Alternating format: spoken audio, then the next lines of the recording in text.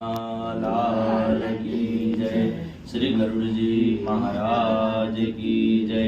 श्रीमन्नारायण नारायण नारायण श्रीमन्नारायण नारायण नारायण श्रीमन्नारायण नारायण नारायण श्रीमन्नारायण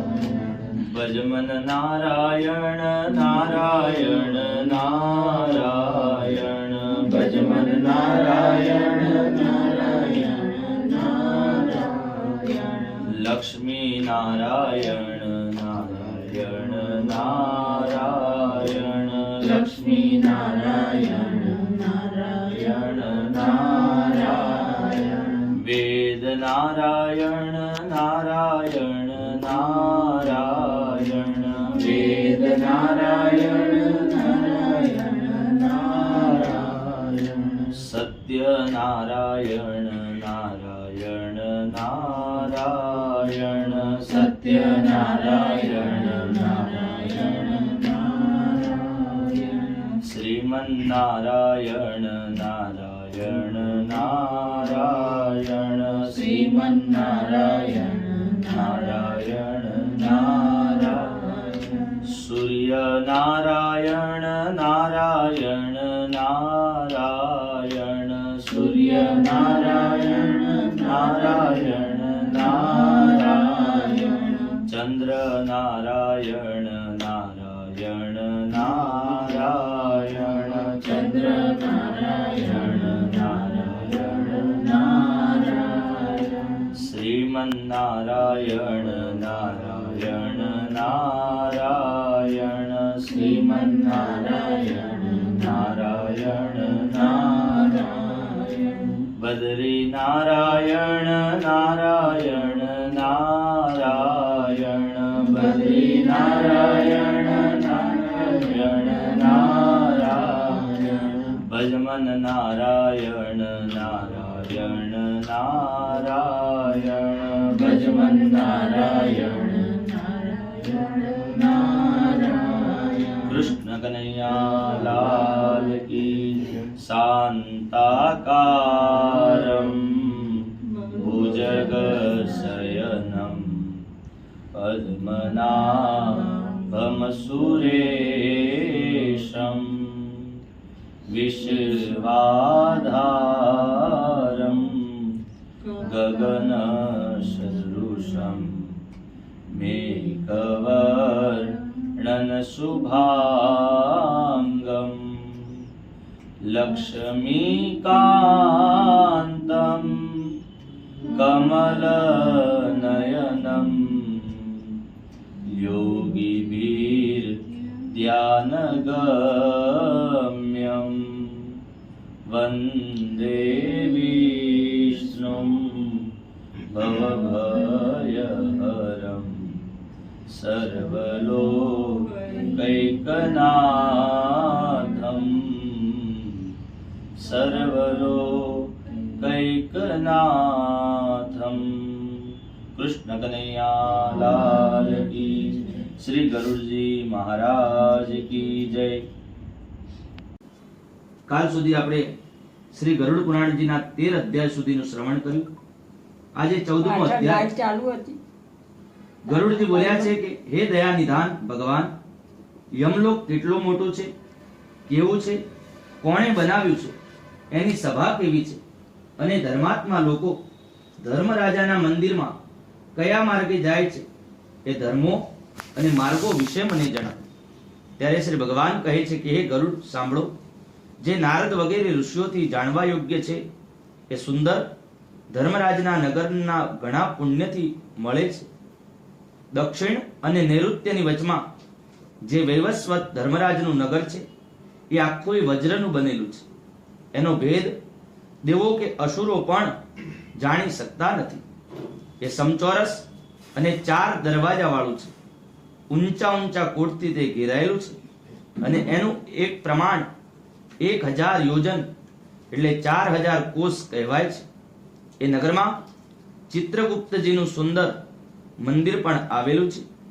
એ 25 યોજન લાંબુ પહોળું છે તથા 10 યોજન ઊંચું છે. ઘણું સુંદર અને લોખંડના કિલ્લાથી ઘેરાયું છે, જેમાં જવા આવવાના સેંકડો નાના મોટા માર્ગો અને ધ્વજ પતાકાથી યુક્ત છે. તે વિમાનોથી ભરાયેલું, ગીત સંગીતના શબ્દોથી નાદયુક્ત અને કુશળ ચિતારાઓથી ચિત્રિત છે, અને દેવોના રાજા દ્વારા બનાવવામાં આવ્યું છે.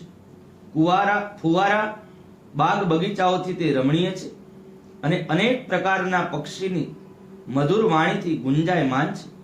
ગંધર્વો અને અપ્સરાઓથી આ સદા સ્થળ ઘેરાયેલું છે.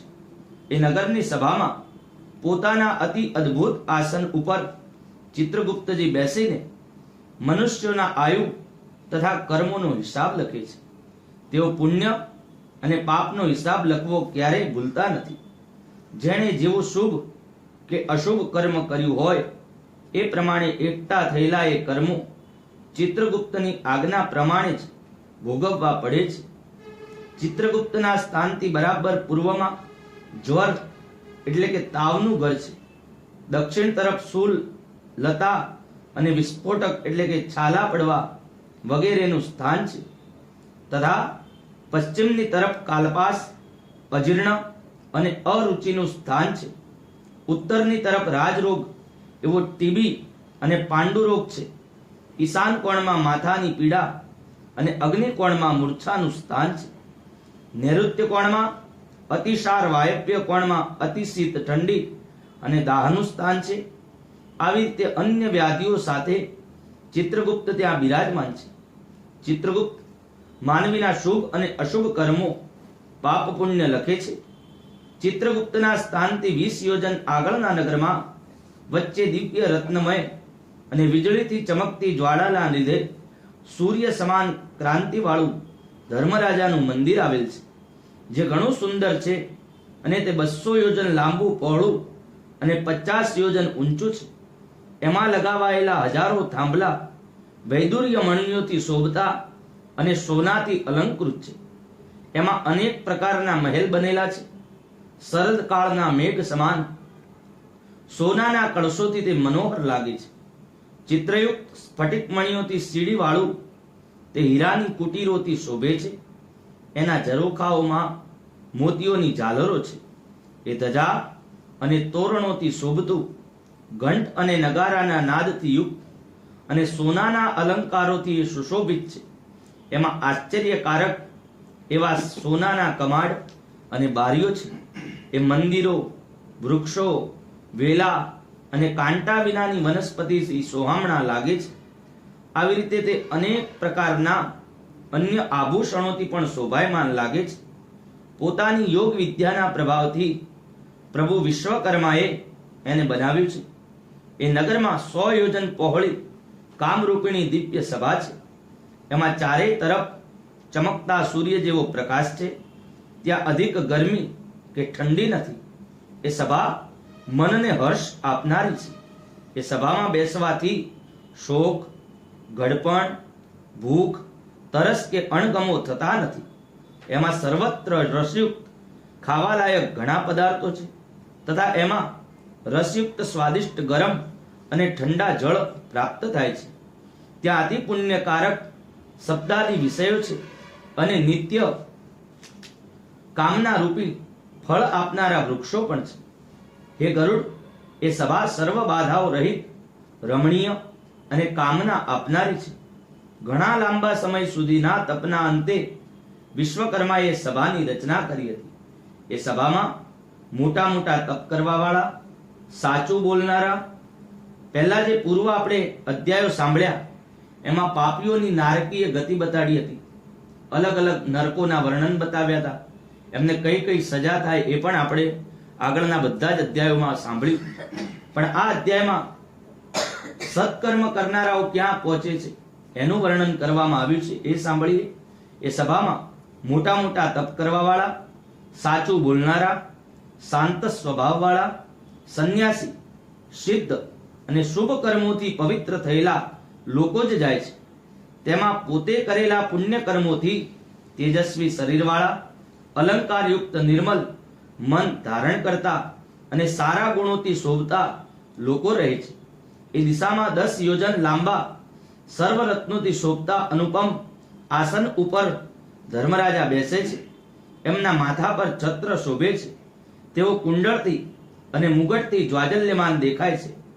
યમરાજાનું પૂર્વ જે આપણે વૃત્તાંત સાંભળ્યું એમાં એમના 32 હાથ આયુધો ધારણ કરેલા, પણ આ દિવ્ય સભામાં યમરાજા બેસે ત્યારે બધી જ માયા સમેટી લે છે.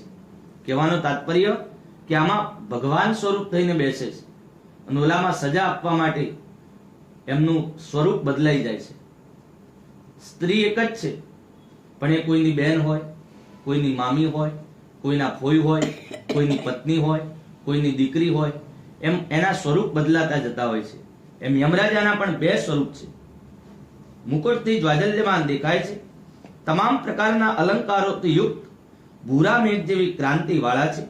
હાથમાં સુંદર પંખા લઈને અપ્સરાઓ એમને પવન નાખી રહી છે અને ગંધર્વોનો સમૂહ અને અપ્સરાઓ ચારે તરફ ગીત ગાઈ નૃત્ય કરી તેમની સેવા કરે છે.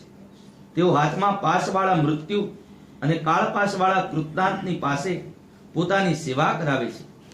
પાસ અને દંડ ધારણ કરનાર ભયંકર રૂપ આજ્ઞામાં રહેનારા અને પોતાના અનોખા બળવાળા અનેક યોદ્ધાથી તેઓ વીંટળાયેલા છે. હે ગરુડ, અગ્નિખ્વાત, સોમપા, ઉષ્મપ, સ્વધાવંત, બર્હિષદ તથા અર્યમા નામના મૃત અને અમૃત જેવા પિતૃઓ તમામ મુનિઓ સાથે એ ધર્મરાજાની ઉપાસના કરે છે.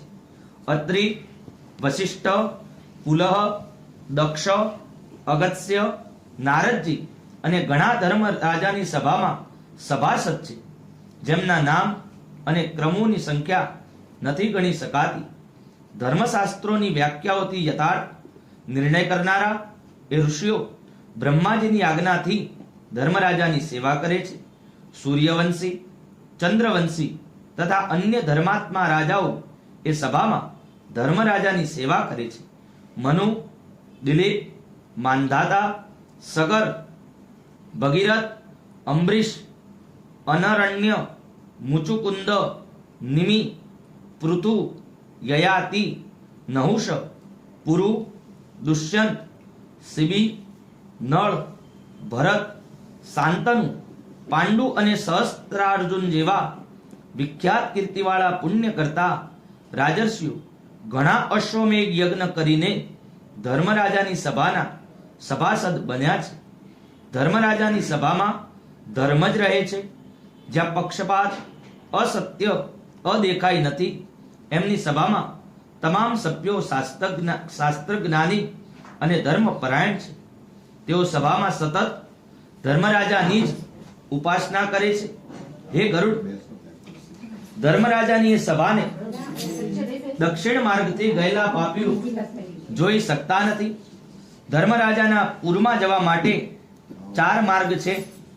પાપીઓને જવા માટેનો જે માર્ગ છે એ મેં તમને પ્રથમ જણાવી દીધો છે.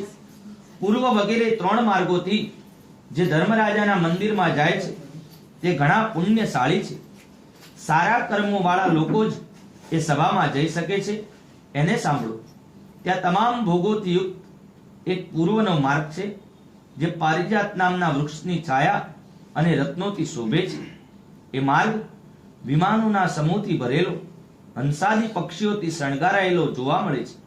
મૂંગા, પુખરાજના બાગથી ઘેરાયેલો અને અમૃત જળથી ભીંજાયેલો છે.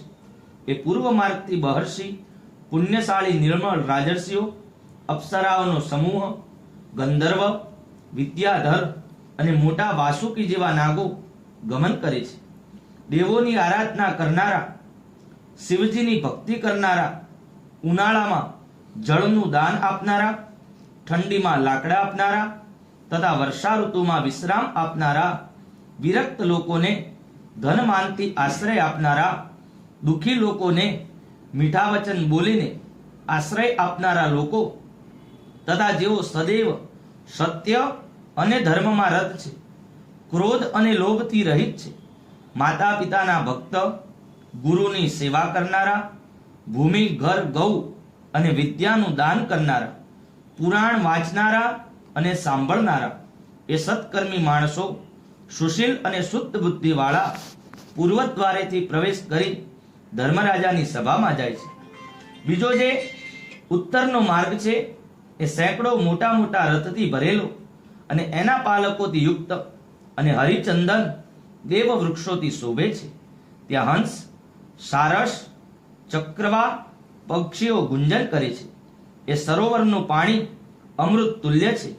એ માર્ગથી વેદપાઠી, અતિથિની પૂજા કરનારા, દુર્ગા અને સૂર્યના ભક્ત પર્વ વખતે તીર્થોમાં સ્નાન કરનારા જાય છે.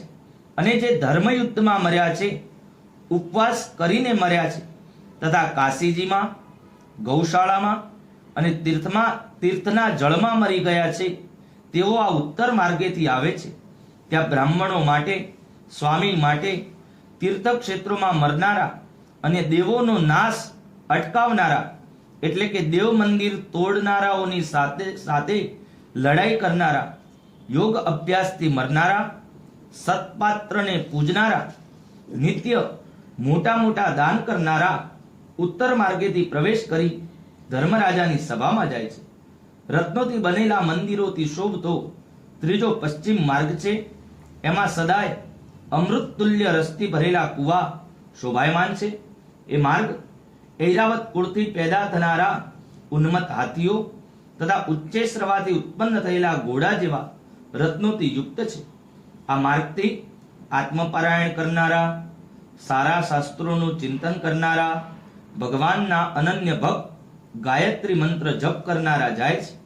પારકી હિંસા, પારકું ધન, પારકા વાદ વિવાદથી જે રહિત છે અને પોતાની જ સ્ત્રીથી રમણ કરનારા, સજ્જન, અગ્નિહોત્ર કરનારા, વેદનો પાઠ કરનારા, બ્રહ્મચર્ય વ્રત ધારણ કરનારા, વાનપ્રસ્થ તપસ્વી લોકો તથા શ્રીપાદ સંજ્ઞક સંન્યાસીઓ જેમના માટે કાકરા, પથ્થર અને સોનું એક છે, તેવા જ્ઞાન અને વૈરાગ્યથી યુક્ત સૌ પ્રાણીઓનું હિત કરનારા, શિવ અને વિષ્ણુના ઉપાસક અને કર્મને બ્રહ્મમાં અર્પણ કરનારા, 3 ઋણથી યુક્ત સદાય પંચયજ્ઞ કરનારા, પિતૃઓનું શ્રાદ્ધ કરનારા, વખતો વખત સમયસર સંધ્યા ઉપાસના કરનારા, નીચ માણસોની સંગતિથી રહિત અને સત્સંગ કરનારા લોકો ઉત્તમ વિમાનમાં બેસી અમૃતનું પાન કરતા પશ્ચિમના દરવાજાથી ધર્મરાજાના મંદિરમાં પ્રવેશે છે. આ રીતે 3 દ્વારેથી આવેલાઓનું યમરાજા ભાવભીનું સ્વાગત કરે છે અને ઊભા થઈ એમની સામે જાય છે.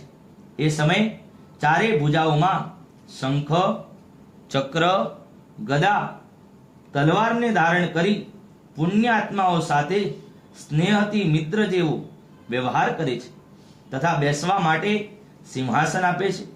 તેમને નમસ્કાર કરી અર્ઘ્યાદિ આપી ચંદન વગેરેથી એમની પૂજા કરે છે અને કહે છે કે હે સભાસદો, આ જ્ઞાનીને આદરથી નમસ્કાર કરો. આ મહાત્માઓ મારા મંડળની યાત્રા કરીને બ્રહ્મલોક જશે. પછી એ પુણ્યવાનોને કહે છે કે હે બુદ્ધિમાન શ્રેષ્ઠો, નરકથી ડરવા વાળા, આપે પુણ્ય કરીને સુખદાયક દેવત્વ મેળવ્યું છે. અતિ દુર્લભ એવો મનુષ્ય જન્મ પ્રાપ્ત થવા છતાં જે પૂજા પાઠ કે નિત્ય કર્મ કરતા નથી, એ માણસ ઘોર નરકમાં જાય છે. એનાથી વધીને બીજો અજ્ઞાની કોણ હશે? જે માણસ અસ્થિર શરીર તથા અસ્થિર ધન વગેરેથી સ્થિર ધર્મને સંચિત કરે છે તે બુદ્ધિવાન છે. તેથી મનુષ્યએ તમામ પ્રકારના પ્રયાસો કરી ધર્મનું સંચય કરી સકલ ભોગોથી યુક્ત મારા પુણ્ય સ્થાનને પામવું જોઈએ.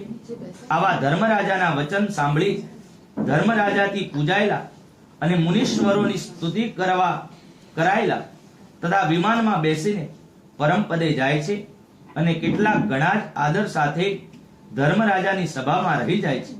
ત્યાં કલ્પભર કરોડ વર્ષ સુધી રહી દિવ્ય ભોગોને ભોગવી શેષ રહેલા પુણ્યથી તે પુનઃ મનુષ્યની પામે છે.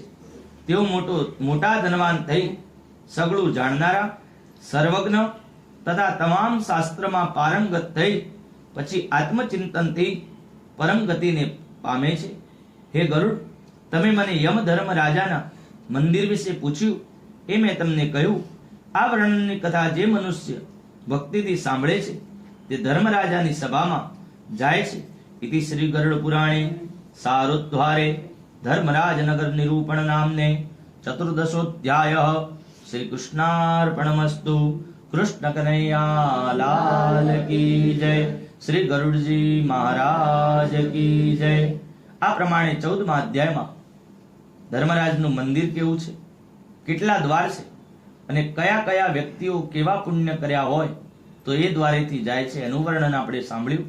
આગળ વધીએ 15મો અધ્યાય સુકૃતિજન જન્મ આચરણ નિરૂપણ નામને વર્ણનમ. ગરુડજીએ પૂછ્યું છે કે પ્રભુ, ધર્માત્મા પુરુષ સ્વર્ગને ભોગવીને નિર્મળ કુળમાં પેદા થાય છે, પરંતુ માતાના ગર્ભથી એની ઉત્પત્તિ કેવી રીતે થાય છે એનું મને વર્ણન કરો. પુણ્યવાન આત્માને મનુષ્ય દેહની પ્રાપ્તિ થાય ત્યારે તે ગર્ભમાં કેવો વિચાર કરે છે એને હું સાંભળવા માંગુ છું. હે કરુણાનિધિ, આપ મને કહો. ત્યારે ભગવાને કહ્યું કે હે ગરુડ, તમે ઉત્તમ પ્રશ્ન પૂછ્યો છે. જે હું તમને કહું છું આ પરમ ગોપનીય વિષય છે, જેને જાણવા માત્રથી સર્વજ્ઞતા પ્રાપ્ત થાય છે. હે ગરુડ, શરીરનું વાસ્તવિક સ્વરૂપ કહું છું, જે સકલ ગુણોથી સંપન્ન અને યોગીઓને ધારણ કરવા યોગ્ય છે. યોગીઓ શરીરમાં જ પરમેશ્વર છે એવી ધારણા કરી શરીરમાં રહેલા ષટ ચક્રોનું ચિંતન કરી બ્રહ્મરંધ્રમાં સચ્ચિત આનંદ રૂપનું ધ્યાન જે પ્રકારે કરે છે એને સાંભળો. જે પ્રકારે પુણ્યવાન મનુષ્ય ઉત્તમ પવિત્ર તથા ધનવાન કુળમાં જન્મ લે છે ત્યારે તેના માતા પિતાએ પાળવાના નિયમ કહું છું. ઋતુકાળમાં નારીનો 4 દિવસ ત્યાગ કરી જ્યાં સુધી શરીરમાં પાપ ઇન્દ્ર દ્વારા બ્રહ્મ હત્યાથી પેદા થનાર દોષ રહે છે ત્યાં સુધી સ્ત્રીનું મોં ન જોવું. એ નારી કપડા સાથે સ્નાન કરે ત્યારે 4થા દિવસે શુદ્ધ બને છે. 7 દિવસ પછી પિતૃઓ અને દેવતાઓના પૂજનને યોગ્ય બને છે. 7 દિવસમાં જો ગર્ભાધારણ થાય તો તે મલિનાશય પુત્રી હોય છે. એમાં 8મા દિવસે ગર્ભાધાન થાય તો મોટા ભાગે પુત્ર હોય છે. સમ બેકી રાત્રિઓમાં ગર્ભાધાન થવા પર પણ પુત્ર હોય છે. એને વિષય રાત્રિઓમાં કન્યા પેદા થાય છે. તેથી પહેલા 7 દિવસ છોડી યુગ્મ રાત્રિમાં સ્ત્રી સાથે ગમન કરવું. ઋતુના પ્રારંભથી 16 રાત્રિઓ સુધીમાં ગર્ભધારણ કરવાનો કાળ છે. તેમાં 14મી રાત્રિએ ગર્ભધારણ થાય તો ધર્માત્મા, ગુણવાન અને ભાગ્યશાળી પુત્ર જન્મ લે છે. આ પ્રકારની 14મી રાત્રિ પ્રાકૃત એટલે કે સાધારણ જીવોને મળતી નથી. 5મા દિવસે સ્ત્રીઓને મધુર ભોજન કરાવવું અને કડવા, ખારા, તીખા અને ઉષ્ણ ભોજનથી એને દૂર રાખવું. તેથી ઘણી ઉત્તમ સંતતિ પેદા થાય છે. સ્ત્રીઓનું ગર્ભાશય એ ખેતર છે અને બીજ અમૃત સમાન છે. સ્વામી પુરુષે ક્ષેત્રમાં બીજ વાવીને સારું ફળ મેળવવું જોઈએ. ફૂલ ચંદન ધારણ કરી સ્વચ્છ વસ્ત્રો ધારણ કરી પુરુષે મનમાં ધર્મનું ચિંતન કરતા ઉત્તમ શૈયા પર સૂઈ જવું. પુરુષના મનમાં જેવું ચિંતન હોય એવા સ્વભાવવાળો જીવ માતાની કુખમાં પ્રવેશે છે. બીજ સ્વરૂપ ચૈતન્ય સદા વીર્યમાં રહેતું હોય છે. જે વખતે કામ, ચિત્ત અને શુક્ર જ્યારે તન્મય થાય છે ત્યારે ગર્ભરૂપ મનુષ્ય સ્ત્રીના ગર્ભાશયમાં પડે છે. શુક્ર તથા રુધિરના સંયોગથી પિંડની ઉત્પત્તિ થાય છે. ગર્ભમાં પુંસનવાદી શાસ્ત્રોમાં કહેલી ગર્ભની ક્રિયાઓ કરવાથી પરમ આનંદ આપનાર તથા પુણ્યવાન પુત્ર થાય છે. એ પુણ્યાત્માના ગ્રહો ઉચ્ચ સ્થાને હોય ત્યારે તેનો જન્મ થાય છે. એના જન્મકાળે બ્રાહ્મણો ખૂબ જ ધન મેળવે છે. ઉદાહરણ તરીકે જ્યારે શ્રી કૃષ્ણચંદ્ર પરમાત્માનો જન્મ થયો તો જેલમાં, ત્યારે રોહિણી નક્ષત્ર હતું અને નંદ બાબાએ હજારો લાખો ગાયોનું દાન બ્રાહ્મણોને કર્યું હતું. કહેવાનો તાત્પર્ય કે એના ગ્રહો ઉચ્ચ હોય એ વખતે બ્રાહ્મણો પણ ઘણું ધન પામે છે. વિદ્યા અને નિયમથી સંપન્ન આ પુત્ર પિતાના ઘરમાં મોટો થાય છે અને સજ્જનોના સંગથી પૂર્વજન્મમાં કરેલા તપ, તીર્થયાત્રાના ફળનો ઉદય થતા યુવાવસ્થામાં દિવ્ય સ્ત્રીને ભોગવવા વાળો મહાદાની અને ધનવાન થાય છે. ત્યાર પછી તે આત્મા સાથે અનાત્મા બાબતે ઊંડું ચિંતન કરે છે. ત્યાર પછી શાસ્ત્રો જાણીને તે બ્રહ્મ ચિંતન કરે છે. આત્મા પરમાત્માનો સંબંધ, જ્ઞાન માટે પરસ્પર સંબંધ કરવાવાળા બ્રહ્માત્મા પૃથ્વી આદિ અનાત્મ વર્ગ પંચભૂતોના ગુણો તમને જણાવું છું. પૃથ્વી, જળ, અગ્નિ, પવન અને આકાશ આ 5 સ્થૂળ ભૂતો છે. તે એકત્ર થવાથી પિંડ બને છે. તેને પંચભૌતિક શરીર કહે છે. હે ગરુડ, ચામડી, હાડકાં, નાડી, કેશ અને માંસ આ 5 ગુણો ભૂમિ દ્વારા બન્યા છે. લાળ, મૂળ, વીર્ય, મજ્જા અને રક્ત એટલે કે લોહી આ 5 ગુણો જળથી બન્યા છે. હવે તેજના ગુણ સાંભળો. ભૂખ, તરસ, આળસ, નિદ્રા અને ક્રાંતિ. હે ગરુડ, આ 5 તેજના ગુણ છે. એવું મોટા યોગીશ્વરોએ કહ્યું છે કે દોડવું, કૂદવું, ચાલવું, ફેલાવવું અને ચેષ્ટા કરવી આ 5 ગુણ વાયુના છે. શબ્દ, ચિંતા, શૂન્યતા, મોહ અને શંકા આ 5 ગુણ આકાશના છે.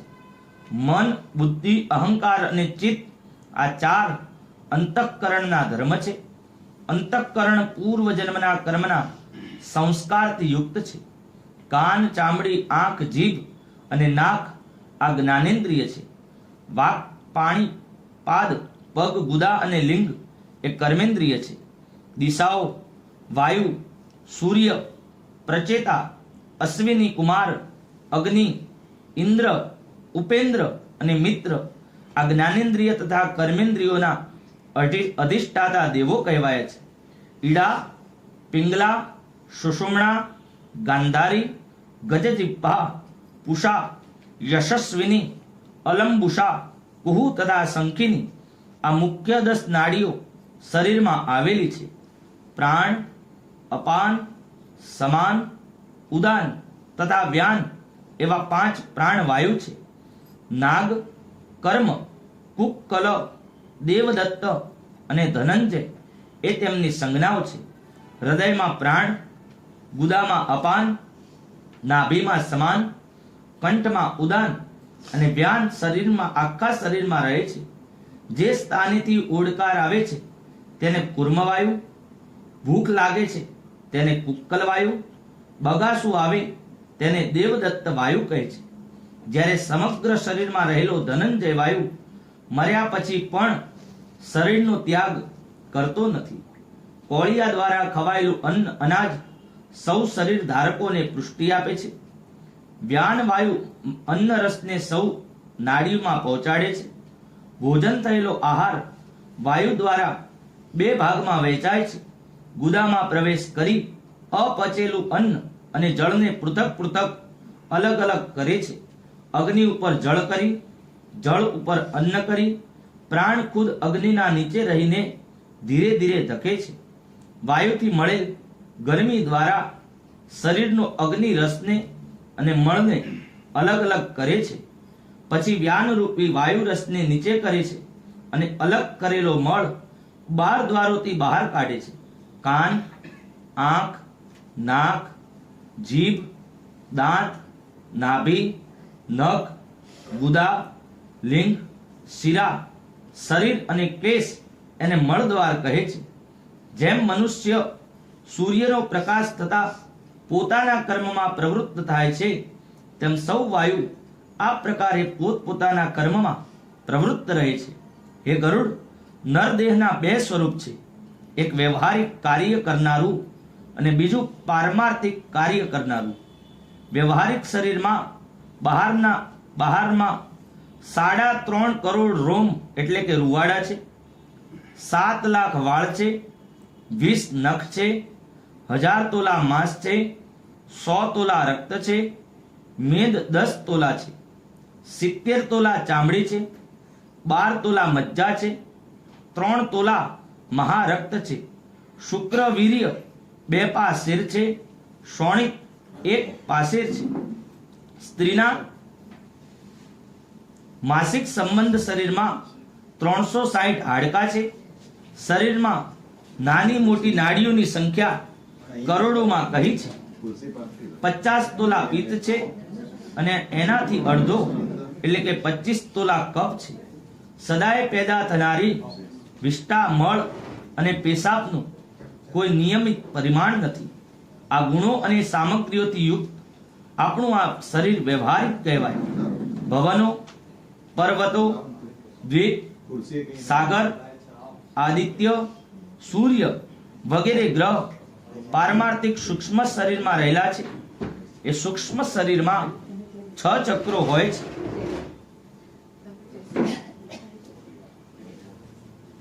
સકલ ગુણયુક્ત બ્રહ્માંડ પણ શરીરમાં જ વાસ કરે છે.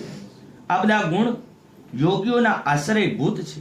જેની ભાવના કરીને જીવ વિરાટ રૂપને મેળવે છે. તે વિરાટ રૂપ હું તમને કહું છું. પગના નીચે તલ નામનું પાતાળ જાણવું, પગ ઉપર વિતલ જાણવું, ઘૂંટણમાં સૂતલ જાણવું, જાંગોમાં મહાતલ જાણવું, જાંગોના મૂળમાં તલાતલ અને ગુહ્ય દેશમાં રસાતલ જાણવું, કટીમાં પાતાળ જાણવું. આ 7 લોક કહેવાય છે. નાભીમાં ભૂરલોક, એના ઉપર ભુવરલોક, હૈયામાં સ્વર્ગલોક અને કંઠમાં મહરલોક જાણવું. મુખમાં જનલોક, કપાળમાં તપલોક અને બ્રહ્મરંધ્રમાં સત્યલોક તથા 14 ભુવનો જાણવું. આ 14 ભુવન શરીરમાં છે. હૃદયમાંના ત્રિકોણમાં મેરુ છે.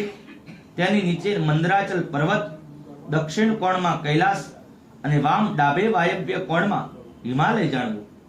એની ઉર્ધ્વ રેખામાં ઉપર નિષદ પર્વત, દક્ષિણ રેખામાં ગંધમાદન અને વામ રેખામાં રમણાચલ એમ કુલ 7 પર્વત જાણવા. હાડકાના સ્થાનમાં જંબુદ્વીપ, મજ્જાના સ્થાન પર શાકદ્વીપ, માંસમાં કુશદ્વીપ અને શિરાઓમાં ક્રૌંચ દ્વીપ જાણવા. ત્વચામાં સાલ્કકી દ્વીપ, રોમ સમૂહ ઉરુવાડામાં ગોમેદ દ્વીપ અને પુષ્કર દ્વીપને નખમાં જાણવું. આ દ્વીપોના અંતર્ગત સમુદ્રોને સાંભળો. વિરાટ પુરુષના મૂત્રમાં શાર્ક સમુદ્ર જાણવો.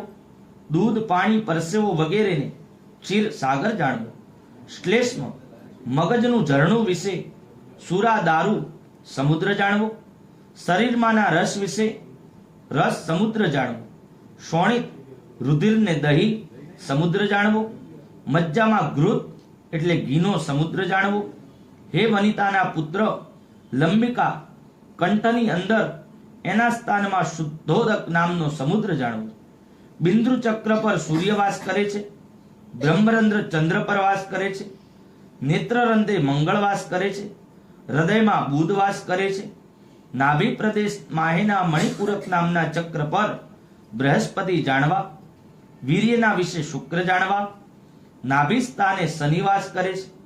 મુખ પ્રદેશમાં રાહુ વાસ કરે છે. વાયુના સ્થાનને વિશે કેતુ વાસ કરે છે. એ રીતે સકલ ગ્રહ મંડળ શરીરમાં જાણવું અને એ રીતે સગળા શરીરને આત્મ સ્વરૂપથી ચિંતવવું.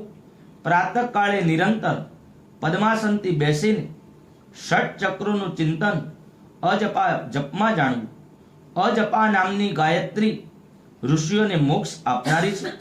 એ ગાયત્રીના સંકલ્પ માત્રથી મનુષ્ય સકળ પાપોથી મુક્ત થાય છે.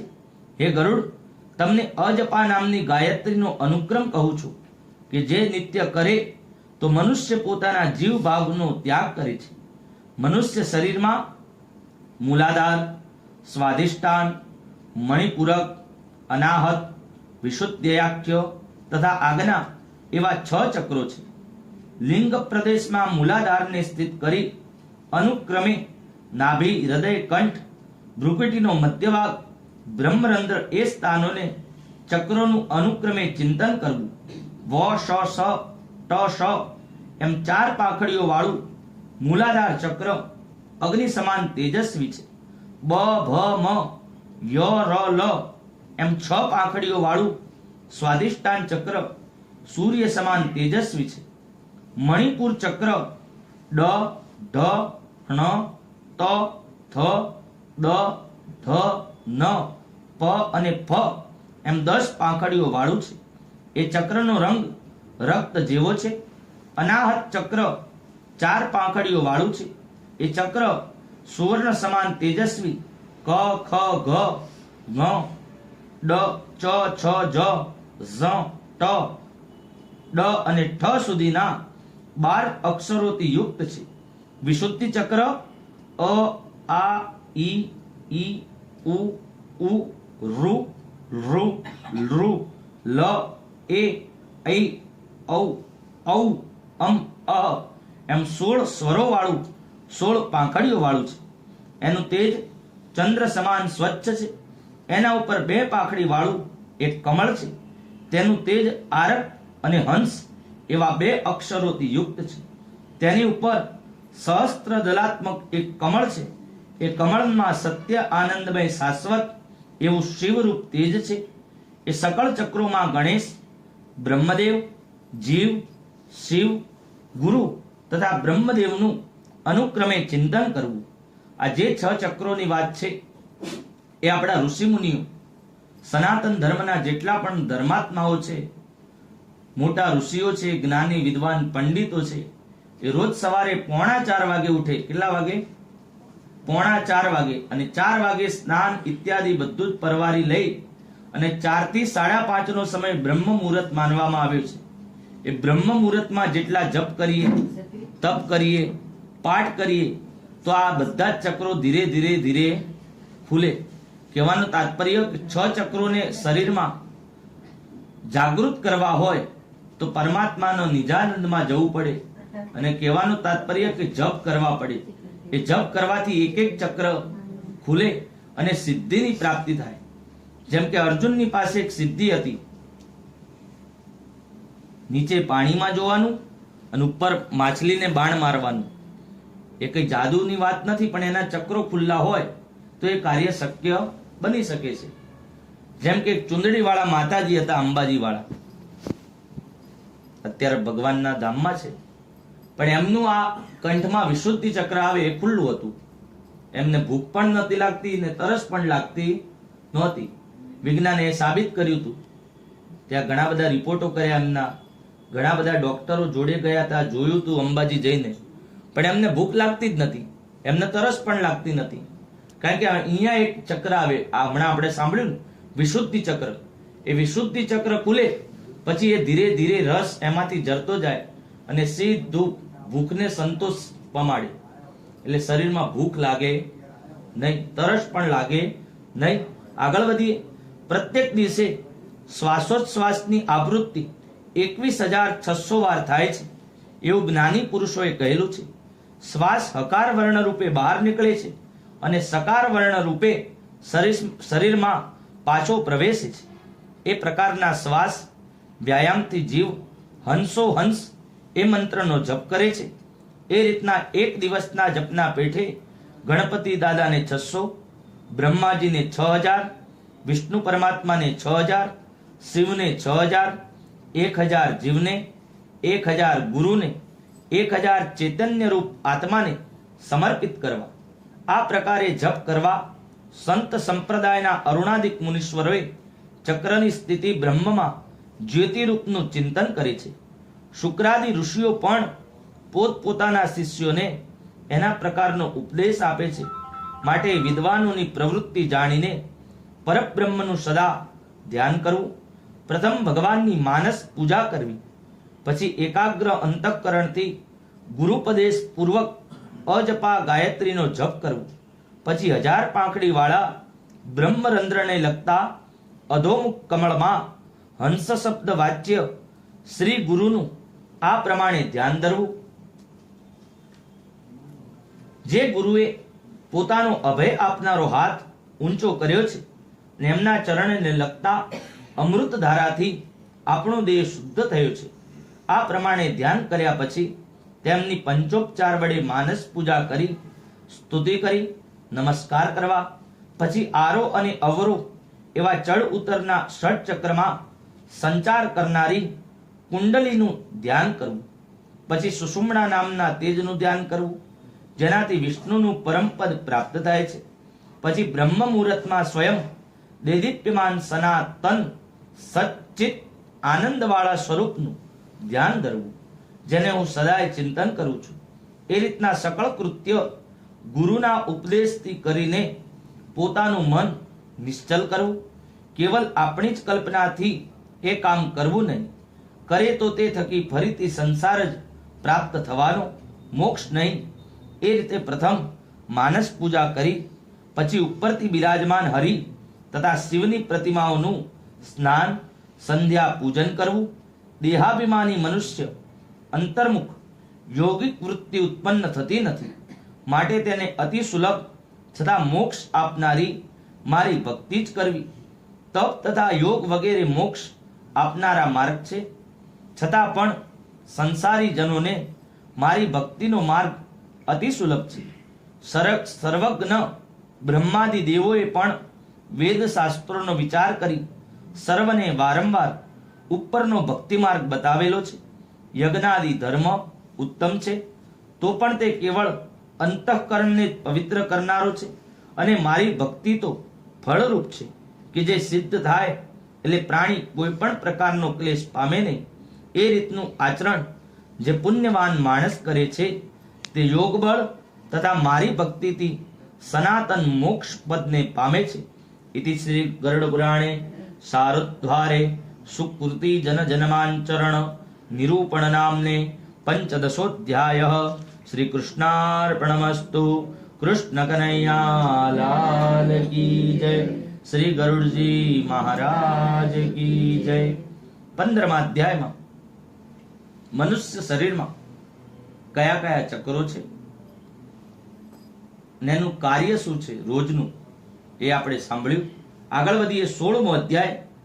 ગરુડજી બોલ્યા કે હે દયાના સાગર, અજ્ઞાન જીવોનું સંસારમાં આવવા જવાનું મેં સાંભળ્યું જાણ્યું.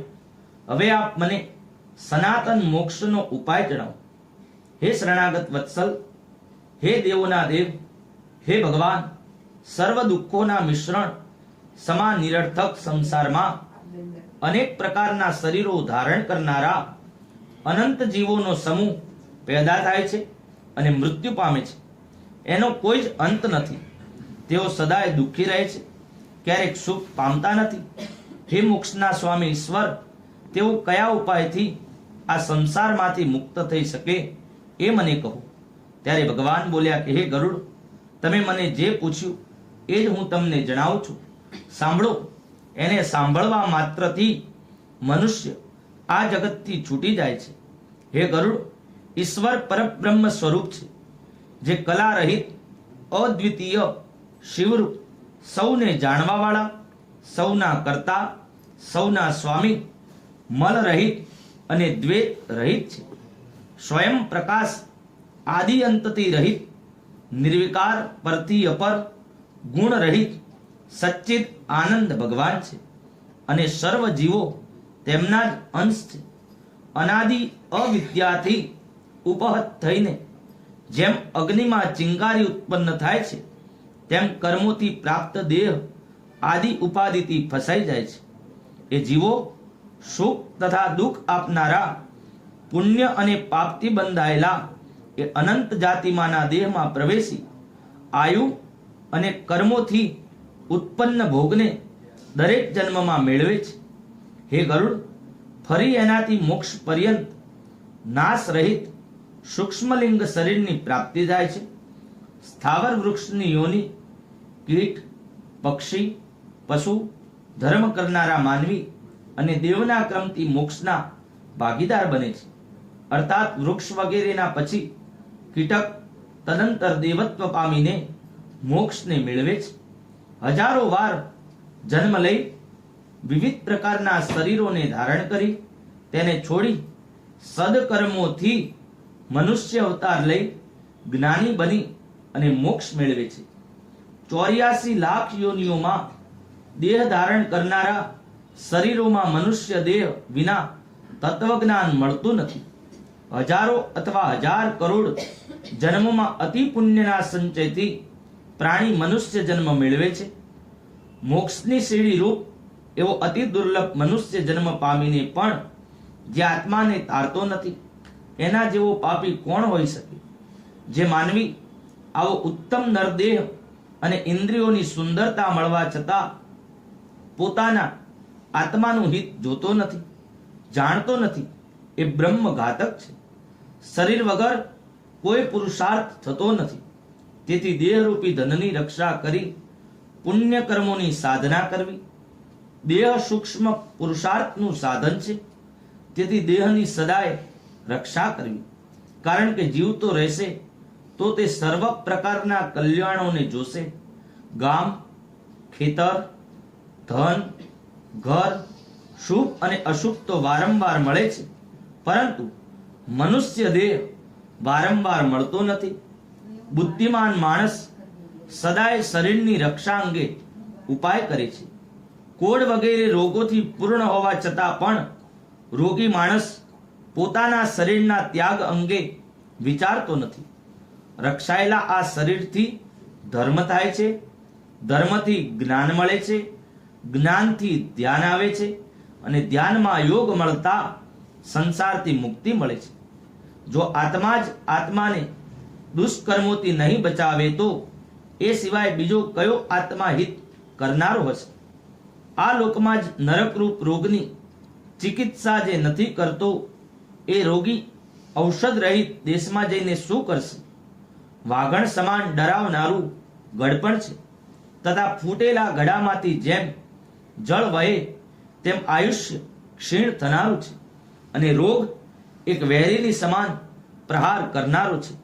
તેથી મનુષ્યએ જુવાનીમાં કલ્યાણપ્રદ કાર્યો કરવા જોઈએ. જ્યાં સુધી કોઈ દુઃખ પ્રાપ્ત ના થાય અને જ્યાં સુધી મુશ્કેલીઓ ન આવે તથા જ્યાં સુધી ઇન્દ્રિયો વ્યાકુળ ન બને ત્યાં સુધી પોતાના કલ્યાણ માટે ઉપાય કરવો જોઈએ. જ્યાં સુધી શરીર સશક્ત છે અને સઘળી ઇન્દ્રિયોથી યુક્ત છે તથા ત્યાં સુધી તત્વનો અભ્યાસ કરી લેવો જોઈએ. કારણ કે સામગ્રી નષ્ટ થયા પછી કોઈ સાધન રહેતું નથી. જેમ ઘરના ખૂણામાં આગ લાગતા દુર્બુદ્ધિ વાળો જ કૂવો ખોદવા બેસી જાય છે, જેનો કોઈ અર્થ નથી.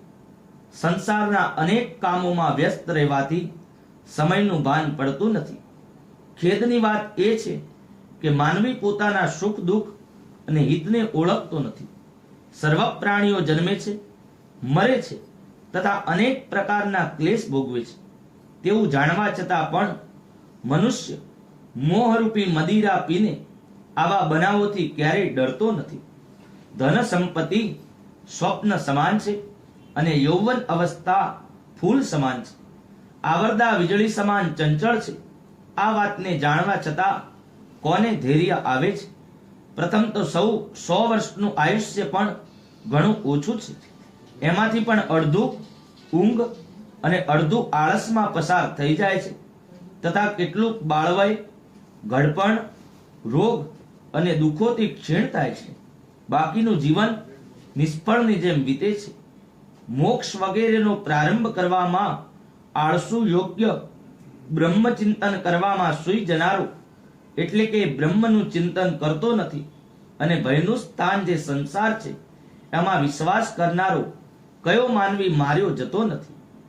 જળના પરપોટા સમાન જીવયુક્ત દેહ ક્ષણિક છે, ત્યારે અનિત્ય દેહરૂપી નિવાસ સ્થાનમાં મનુષ્ય નિર્ભય કેવી રીતે રહી શકે? જે મનુષ્ય પોતાના બુરા ભલાને આત્મજ્ઞાનને જાણતો નથી તે શત્રુરૂપ સાંસારિક વિષયમાં પોતાનું હિત જુએ છે. અનિત્ય દેહ વગેરે ધ્રુસંગનક નિત્ય સમજે છે તથા અનર્થકારી ધનને જ પોતાનું સિદ્ધ પ્રયોજન સમજે છે. દેવ માયાથી મોહ પામેલો મનુષ્ય જોતો હોવા છતાંય પણ પડી જાય છે અને સાંભળતો હોવા છતાંય ધ્યાન નથી આપતો અને ભણતો હોવા છતાંય જાણતો નથી. એ કાળરૂપી સાગરના વમળોમાં ફસાઈ ગોતા ખાતા મનુષ્યને ક્યારે બોધ મળતો નથી. જેમ કાચા ઘડામાં રાખેલું પાણી ધીરે ધીરે જમે છે એ રીતે ક્ષણે ક્ષણે ઓછો થતો સમય પાછો મળતો નથી.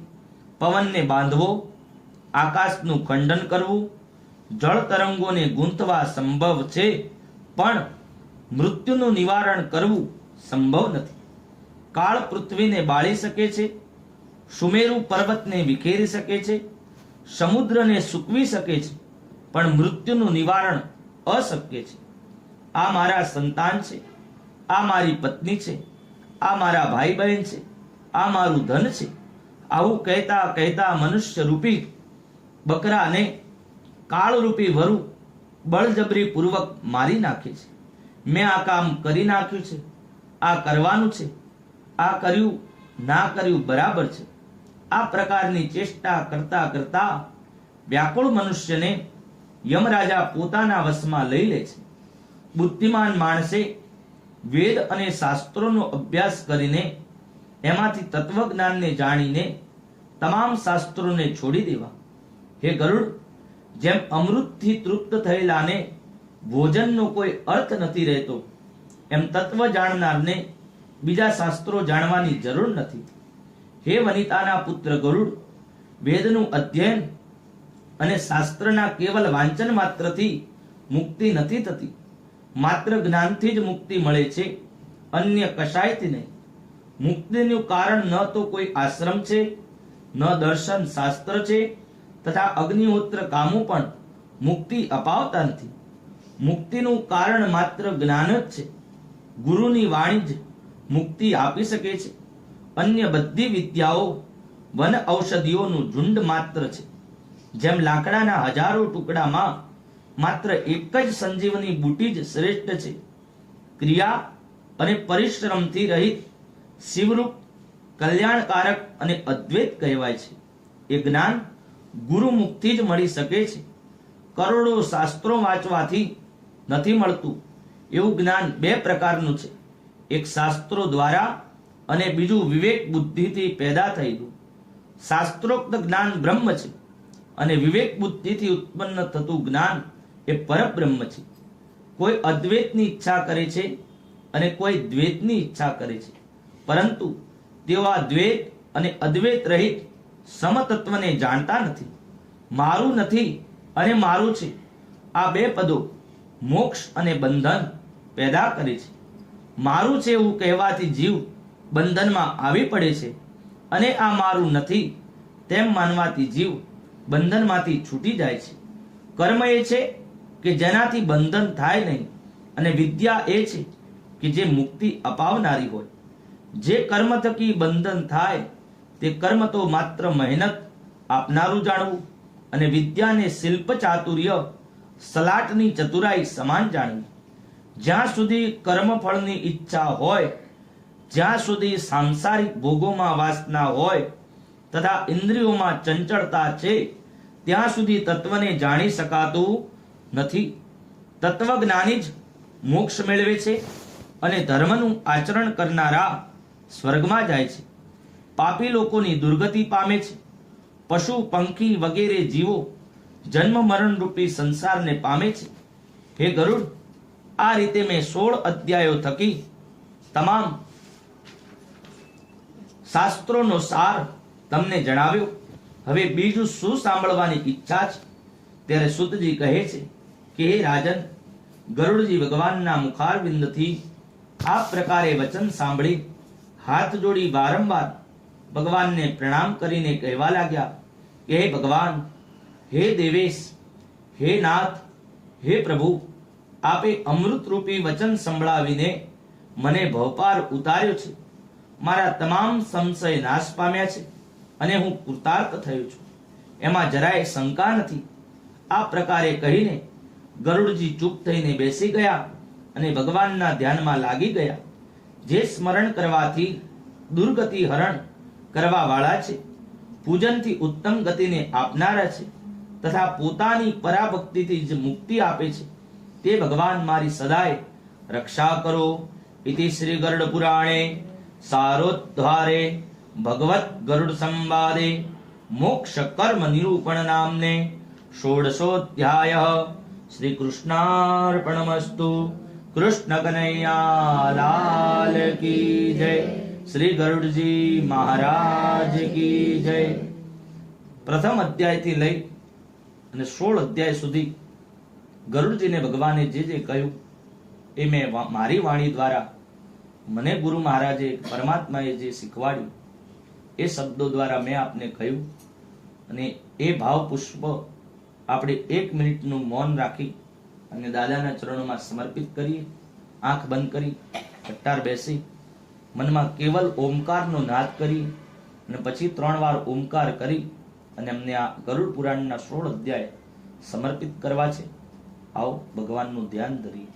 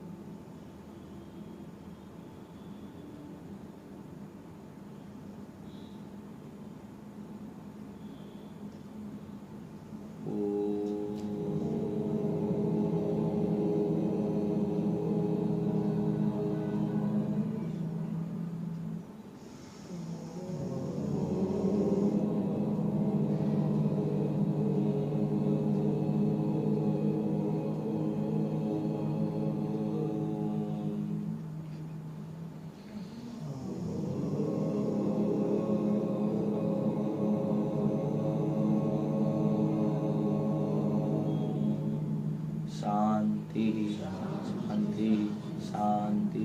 શ્રીમન્નારાયણ નારાયણ નારાયણ.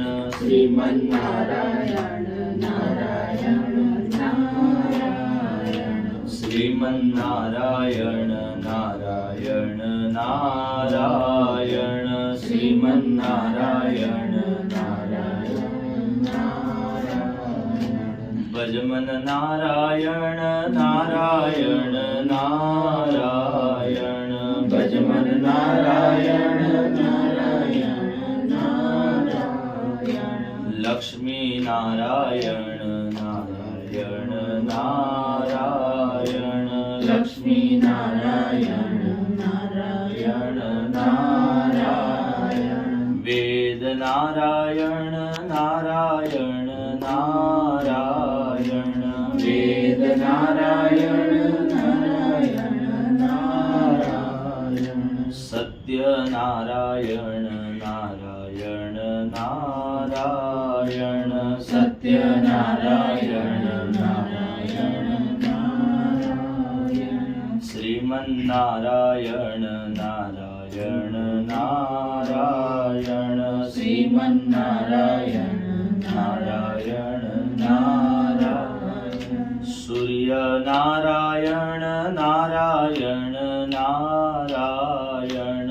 સૂર્ય નારાયણ નારાયણ નારાયણ.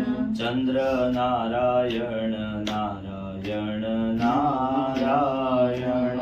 ચંદ્ર નારાયણ નારાયણ નારાયણ. શ્રીમન્નારાયણ નારાયણ નારાયણ.